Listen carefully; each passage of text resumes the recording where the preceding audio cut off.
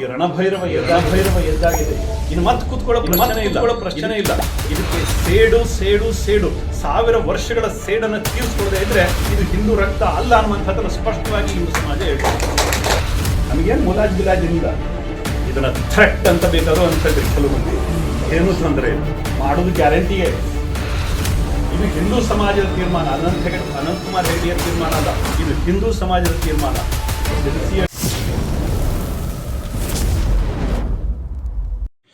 ಬಂಧುಗಳ ನಮಸ್ಕಾರ. ಅಯೋಧ್ಯೆಯ ಕುರಿತಾಗಿ ಇನ್ನೊಂದು ದೊಡ್ಡ ಅಪ್ಡೇಟ್ ಬಂದಿದೆ. ಬಹುಶಃ ಈ ವಿಚಾರವನ್ನು ಕೇವಲ ಅಯೋಧ್ಯೆಗೆ ಮಾತ್ರ ಸೀಮಿತ ಮಾಡಿದರೆ ಅಷ್ಟೊಂದು ಪೂರ್ಣತೆ ಇರಲ್ಲ. ಅನಂತಕುಮಾರ್ ಹೆಗಡೆ ಈ ಹೆಸರನ್ನು ಯಾರು ಕೇಳಿಲ್ಲ ಹೇಳಿ. ಕರ್ನಾಟಕದ ಯೋಗಿ ಆದಿತ್ಯನಾಥ್ ಎಂದೇ ಕರೆಯಲ್ಪಡುವಂತಹ ವ್ಯಕ್ತಿ. ಬಂಧುಗಳ, ಒಬ್ಬ ಯೋಗಿ ಆದಿತ್ಯನಾಥ್ ಆಗಬೇಕಂದ್ರೆ ಕೇವಲ ಆತನಿಗೆ ರಾಜಕೀಯ ಗೊತ್ತಿದ್ರೆ ಸಾಲದು, ಆತನಿಗೆ ಎದೆಯಲ್ಲಿ ಬಂಡ ಧೈರ್ಯ ಕೂಡ ಇರಬೇಕಾಗುತ್ತೆ.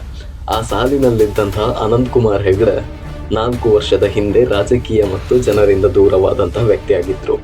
ಕಾರಣ ಏನೂ ಗೊತ್ತಿಲ್ಲ, ಆದರೆ ಎಷ್ಟರ ಮಟ್ಟಿಗೆ ವೈರಾಗಿ ಆಗಿದ್ದರು ಅಂದರೆ ರಾಜಕೀಯ ಬೇಡ, ಕೇವಲ ಅಂದರೆ ಸಾಕು ಕೋಪಗೊಳ್ಳುತ್ತಾ ಇದ್ದಂತಹ ವ್ಯಕ್ತಿ. ಅಯೋಧ್ಯೆಯ ವಿಚಾರದಲ್ಲಿ ಮತ್ತೆ ಎದ್ದು ಬಂದಿದ್ದಾರೆ. ಕೆಲವೊಂದು ಕಡೆ ಅನಾರೋಗ್ಯದ ಕಾರಣದಿಂದಾಗಿ ಜನರು ಮತ್ತು ಮಾಧ್ಯಮದಿಂದ ದೂರ ಉಳಿದಿದ್ದಾರೆ ಎಂದು ಹೇಳಲಾಗುತ್ತೆ. ಬಂಧುಗಳೇ, ಅನಂತಕುಮಾರ್ ಹೆಗಡೆ ಅವರು ನಿನ್ನೆ ಮಾಧ್ಯಮದ ಎದುರೇ ಮುಖಕ್ಕೆ ಹೊಡೆದಂತೆ ಕೆಲವೊಂದು ಮಾತಾಡಿದ್ದಾರೆ. ಅದೇನು ಅಂತ ತಿಳ್ಕೊಂಡು ಬರೋಣ ಬನ್ನಿ. ರಣಭೈರವ ಎದ್ದಾಗಿದೆ, ಮತ್ತೆ ಕುಳಿತುಕೊಳ್ಳುವಂತಹ ಪ್ರಶ್ನೆ ಇಲ್ಲ. ಇದು ಸೇಡು, ನಾವು ಋಣ ತೀರಿಸಿಯೇ ತೀರಿಸುತ್ತೇವೆ.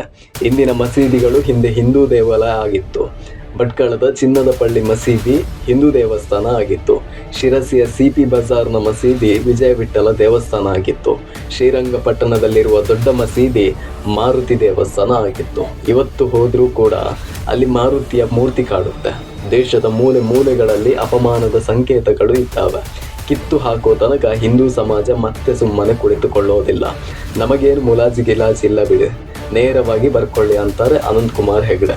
ಮಿತ್ರರೇ, ಮುಂದುವರಿತಾ ಹೇಳ್ತಾರೆ, ರಾಮ ಜನ್ಮಭೂಮಿಯಿಂದ ಮೊದಲ ಪ್ರಾರಂಭ ಆಗಿದೆ.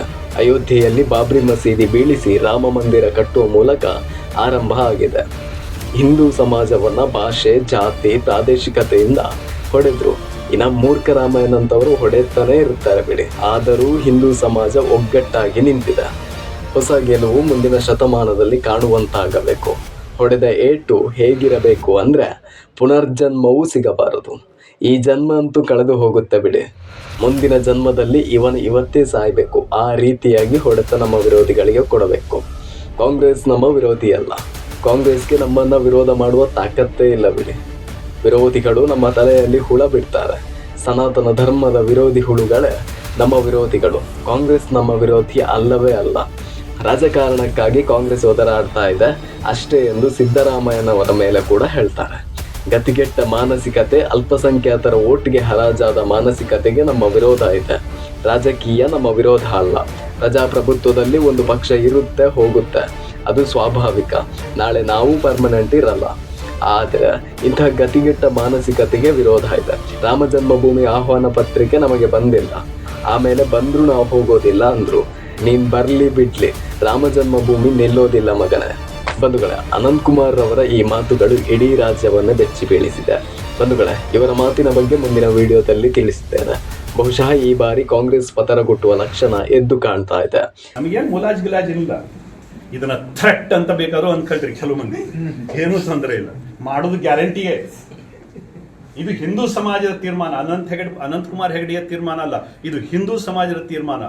ಶಿರಸಿಯ ವಿಜಯ ವಿಠ್ಠಲ ದೇವಸ್ಥಾನ, ಇವತ್ತು CP ಬಜಾರದಲ್ಲಿರ್ತಕ್ಕಂಥ ಮಸೀದಿ ಏನಿದೆ ದೊಡ್ಡದು, ಅದು ವಿಜಯ ವಿಠ್ಠಲ ದೇವಸ್ಥಾನ.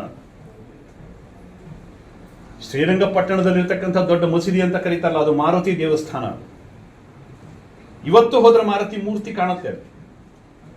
ಸೊ ಹೀಗೆ ದೇಶದ ಮೂಲೆಗಳಲ್ಲಿ, ಹಳ್ಳಿಯ ಮೂಲೆಗಳಲ್ಲಿ ಅಪಮಾನಗೊಂಡಿರ್ತಕ್ಕಂಥ ಅನೇಕ ಸಂಕೇತಗಳಿದ್ದಾವೆ. ಅದನ್ನು ಕಿತ್ತು ಹಾಕೋ ತನಕ ಈ ಹಿಂದೂ ಸಮಾಜ ಮತ್ತೆ ವಾಪಸ್ ಕೂತ್ಕೊಳ್ಳೋದಿಲ್ಲ. ಈ ರಣಭೈರವ ಎದ್ದಾಗಿದೆ. ಈಗ ಇನ್ನು ಮತ್ತೆ ಕೂತ್ಕೊಳ್ಳೋ ಪ್ರಶ್ನೆ ಇಲ್ಲ. ಇದಕ್ಕೆ ಸೇಡು 1000 ವರ್ಷಗಳ ಸೇಡನ್ನು ತೀರಿಸ್ಕೊಳ್ಳದೆ ಇದ್ರೆ ಇದು ಹಿಂದೂ ರಕ್ತ ಅಲ್ಲ ಅನ್ನುವಂಥದ್ದನ್ನು ಸ್ಪಷ್ಟವಾಗಿ ಹಿಂದೂ ಸಮಾಜ ಹೇಳ್ತಾರೆ. ಋಣ ಇಟ್ಟುಕೊಂಡ ಸಮಾಜ ಅಲ್ಲ ಕಣ್ರಿ ನಮ್ದು. ಋಣ ಇಟ್ಕೊಂಡಿರೋ ಸಮಾಜ ಅಲ್ಲೇ ಅಲ್ಲ. ಋಣವನ್ನು ತೀರಿಸ್ತೀವಿ. 1000 ವರ್ಷಗಳ ಋಣ ಇದೆ ಕಣ್ರಿ ನಮಗೆ. ಅದನ್ನು ತೀರಿಸದೆ ನಾವು ಸುಮ್ಮನೆ ಕೂತ್ಕೊಂಡ್ರೆ ಇದಕ್ಕೆ ಹಿಂದೂ ರಕ್ತ ಅಂತ ಕರೆಯುವುದೇನೇ ಇಲ್ಲ. ನಮಗೇನು ಮುಲಾಜ್ ಗಿಲಾಜ್ ಇಲ್ಲ. ಇದನ್ನ ಥ್ರೆಟ್ ಅಂತ ಬೇಕಾದ್ರೂ ಅನ್ಕೊಳ್ರಿ ಕೆಲವು ಮಂದಿ, ಏನೂ ತೊಂದರೆ ಇಲ್ಲ, ಮಾಡೋದು ಗ್ಯಾರಂಟಿಯೇ.